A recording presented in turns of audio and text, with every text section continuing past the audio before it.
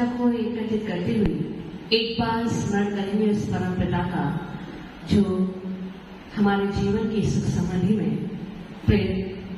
महत्वपूर्ण निमित्त है। आइए।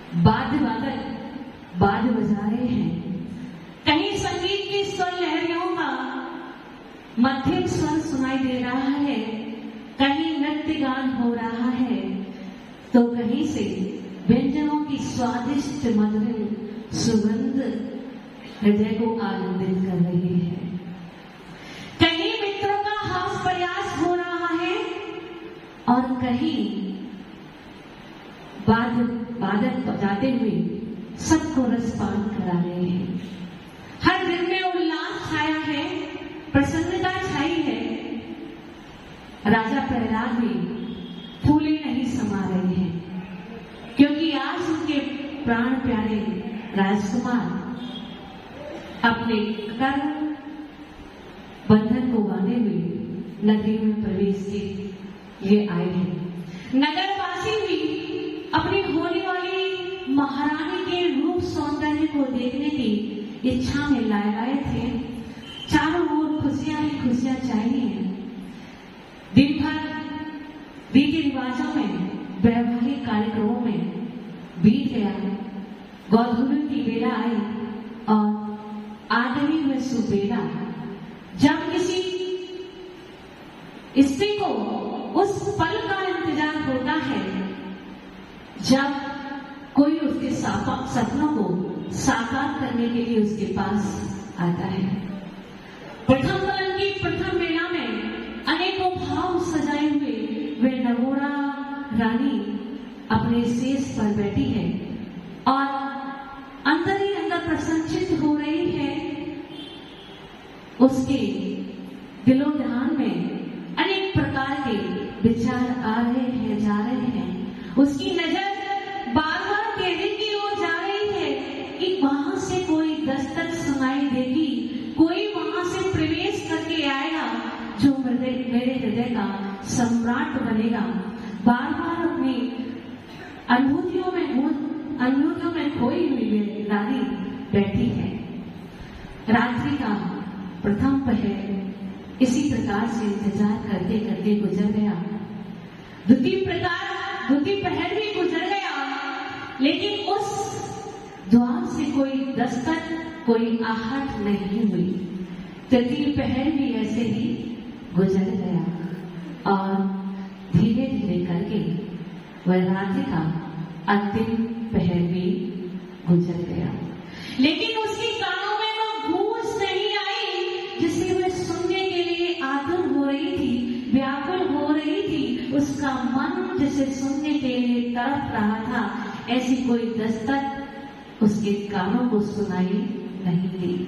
प्रातःकाल होते ही यह खबर सारे राजमहल में फैल गई कि राजकुमार महारानी से मिलने के लिए पहुंचे ही नहीं। अब सुनिए, क्या हुआ ऐसा जो ये घटना घटी है ना। कहते हैं हम जैसा करते हैं वैसा ही फल पाते हैं। वो भजन है ना, जो बोएगा वही पाएगा, जो बोएगा वही पाएगा, तेरा किया सामने आएगा। सुख दुख है क्या फल कर्मों का, जैसी करनी वैसी भरनी, जैसी करनी वैसी भरनी।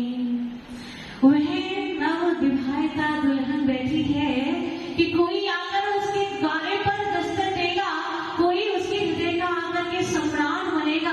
पूरी रात्रि प्रतीक्षा करते करते हो गई, लेकिन वह घड़ी नहीं आई। क्यों? क्योंकि उसने क्या किया था, पूर्व जन्म में वह जब महारानी थी कंकोदरी, उसने क्या किया था, पटरानी के पद के अहंकार में अपनी सौत को सबक दिखाने के लिए एक चिन्ह प्रतिमा को बाहर कर दिया था। और आज वह जो पाप उसने बांधा था वह उदय में आया था। जो पवनंजय उसके रूप लावण्य की चर्चा मात्र सुनकर में विहल हो गए थे कि कुछ पलों का इंतजार नहीं कर सके और मिलने के लिए उससे बगीचे में पहुंच गए, राज उद्यान में पहुंच गए। आज वही राजकुमार पवनंजय उसके रूप को देखने की इच्छा भी नहीं कर रहे हैं। उसे देखने की जो बात दूर है, यदि वो सामने भी आ जाती है तो ऐसे मुख फेर लेते हैं जैसे कोई अशुभ हो गया हो। बातचीत भी नहीं, देखना भी नहीं। अब बताओ उस दुल्हन ने, उस विवाहिता स्त्री ने कैसे वे समय काटा होगा, है ना। हम पर जरा सा संकट आ जाता है तो हम व्याकुल हो जाते हैं, अधीर हो जाते हैं और बहुत निराश हो जाते हैं। लेकिन जिसने एक दो पल नहीं, एक दो वर्ष नहीं, पूरे के पूरे 22 वर्ष अपने पति की प्रतीक्षा में बिताए हो, कैसे जीती होगी वह, है ना। सोचती थी कि मेरे कर्मों का पड़ रहा है, मैंने भी निश्चित रूप से कुछ ना कुछ किया होगा जो आज ये मेरा पाप उदय में आया है। वो कहते ना, दुख से घबराओ नाही मेरे साथी, दुख से घबराओ नाही मेरे साथी, ये जीवन में मानव का संगार है, ये जीवन में मानव का संगार है।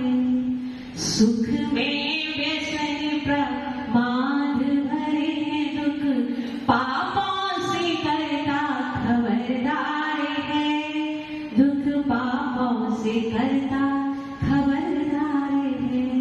अपने पाप के उगड़ने में अंजना सती अपने मन को समझा रही है, ढांढस बता रही है कि जो तूने पूर्व में बोया था वही कर्म आज उदय में आया है। उसने जो कुछ पल के लिए जिनेन्द्र भगवान की प्रतिमा को बहार किया था और उसका कुछ पुण्य उदय था कि उसी समय संयम श्री मां आरिका का वहां आहार के लिए आगमन हुआ। उस आरिका मां ने जब ये दृश्य देखा, जिनेन्द्र भगवान का अपमान देखा, तो वह भाव विहल हो उठी। उसे बड़ी दया आई उस रानी पर। उसने आहार को करना छोड़ दिया और उस रानी को निकट भव्य जान करके समझाया कि तूने ये कौन सा पाप कर दिया है। बंधुओं, जिनेन्द्र भगवान की अनादर से, जिनेन्द्र भगवान की विनय नहीं करने से और गुरुओं का अनादर करने से, उनका अनादर करने से, उन पर आरोप लगाने से ये जीव निभक्ति और निकातित जैसे कर्मों का बंध करता है। और ये ऐसे कर्म है जब एक बार बन जाते हैं तो अपना फल लिए बिना जाते नहीं है। कहते हैं ना, अन्य कृतम पापम धर्म क्षेत्रे विनश्यति, धर्म क्षेत्रे कृतम पापम वज्रलेपो भविष्यति। वज्रलेप के समान हो जाते हैं और हो सकता है आप उस अवस्था में उन्हें सहन करने के योग्य हो अथवा नहीं हो। अंजना की पर्याय में तो उसने कुछ नहीं किया था ना, किसी का दिल नहीं दुखाया था ना, कोई अधर्म नहीं किया था ना, लेकिन फिर भी जो उसने जिनेन्द्र भगवान की प्रतिमा का अनादर करके जो वज्रलेप के समान पाप का संचय कर ले रहा था, वही आज उसका उदय में आया था। कुछ पुण्य शेष बचा था जो उसे आरिका मां का सलाम प्राप्त हुआ। और जब उस मां ने उसको समझाया कि बेटी ये तूने कैसा निंद कर्म कर दिया है, तो उसे कुछ बोधि की प्राप्ति हुई और सम्यक्त को प्राप्त करके उसने श्रावण के व्रतों को ग्रहण कर लिया। और इसी पुण्य के वजह से मैं नाना कुआनियों से बचती हुई। अगर वो ऐसा नहीं करती तो संभव है मैं नीच कुल में जन्म लेती, नाना पर्यायों में जन्म लेती, जहां वह अपने जीवन का कभी उत्थान नहीं कर पाती। पर कुछ पुण्य उदय शेष था जो उसने श्रावण के व्रत ग्रहण किए, सम्यक्त को ग्रहण किया और व्रतों के प्रभाव से जाकर स्वर्ग में जन्म लिया। वहां से आकर के वह जो देव था वह आकर अंजना की पर्याय में यहाँ उत्पन्न हुआ और आते ही उसने अपने जीवन का बहुमूल्य समय अपने पति के इंतजार में व्यतीत किया। कितने वर्ष? पूरे 22 वर्ष उसने इंतजार किया। और 22 वर्षों के बाद जब पवनंजय रावण की युद्ध में सहायता करने के लिए गए और वहां हंस हंसनी को व्याकुल देखा तो उसे अंजना की याद आ गई। कहते हैं जब जो क्षत्रिय होते हैं वो या तो युद्ध से मरण करके निकलते हैं अथवा विजय को प्राप्त करके निकलते हैं, लेकिन पवनंजय पहले भी विवाह के पूर्व भी विहल होते थे और अंजना के दर्शन करने के लिए, उसके रूप लावण्य का रसपान करने के लिए उद्यान में पहुंच गए थे। और आज भी वही हुआ, वह रण क्षेत्र को छोड़कर अंजना के पास पहुंचे, रात्रि भर विश्राम किया और सुबह प्रातःकाल की वेला में ब्रह्ममुहूर्त से पहले ही युद्ध के लिए प्रस्थान कर गए और दे गए ढेर सारा अवसर उस अंजना के लिए। एक रात्रि का वह पल, एक रात्रि का वह सुख उसे कलंक से भर गया। अंजना गर्भवती हो गई। और देखिए कौन विश्वास करेगा उस नारी पर जिसके पति ने 22 वर्षों तक उसका मुख नहीं देखा हो, तो कौन विश्वास करेगा।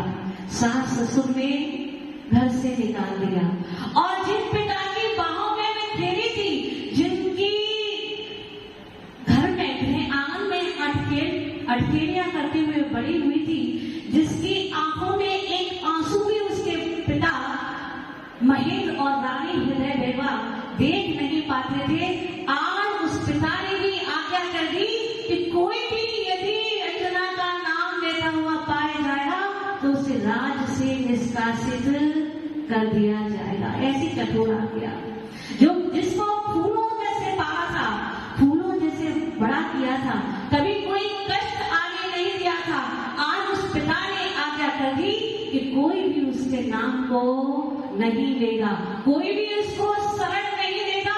बंधु, जब अपना पुण्य का उदय होता है तो सब हमारे परिवारजन होते हैं, सब हमारे मित्र होते हैं, लेकिन जब पाप का उदय आता है तो हमारे जन्म देने वाले माता पिता भी हमारे नहीं रहते हैं। इस प्रकार उस अंजना ने अपने जीवन में असहनीय दुखों को भोगा। क्यों? मात्र एक जिनेन्द्र भगवान की अभिनय करने से। और हम क्या करते हैं? हमें कोई भी यदि ऐसा अवसर मिल जाता है, हम देखते हैं कि हमारे बीच में जो साधु संत विराजमान है, आज हमें जिनेन्द्र भगवान का दर्शन साक्षात प्राप्त नहीं है, लेकिन जिन साधु संतों के गुरुजनों के हमें दर्शन हो रहे हैं, जिनकी वाणी का हम रसा स्वागत करते हैं, यदि उनमें से कदाचित किसी को किसी कर्म के उदय से कोई गलती हो जाती है, कोई पाप का उदय आ जाता है, कोई कमी रह जाती है, तो हम क्या करते हैं? तुरंत फेसबुक व्हाट्सएप तुरंत हमारा मैसेज दौड़ जाता है और वह समाचार सारे में विदित हो जाता है। कितनी चिंतनीय बात है कि जो साधु हमारे जीवन के उत्थान में हमें आगे रहते हैं, जो हमें सम्यक्त को ग्रहण कराते हैं, जो हमें बोध कराते हैं कि कैसे हम संसार के दुखों से बचे, वो साधु भी तो कहीं अन्य से नहीं आए ना, आपके बीच में से ही तो है ना। यदि उनसे कभी कदाचित कोई गलती हो जाती है, कोई भूल हो जाती है, तो हम तुरंत उसका प्रचार प्रसार कर दिया करते हैं। एक मिनट भी सोचते नहीं है कि यदि हमारे घर के पुत्र में कोई कमी की होती, हमारी ही बेटी ने ऐसा कोई दुष्कर्म कर दिया होता जिसके कारण हम समाज में निगाह मिलाने के काबिल नहीं होते, तो हम क्या करते?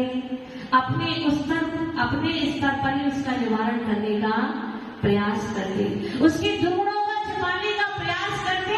तो वही सोच, वही चिंतन हमारा साधु संतों के प्रति क्यों नहीं रहा करता है?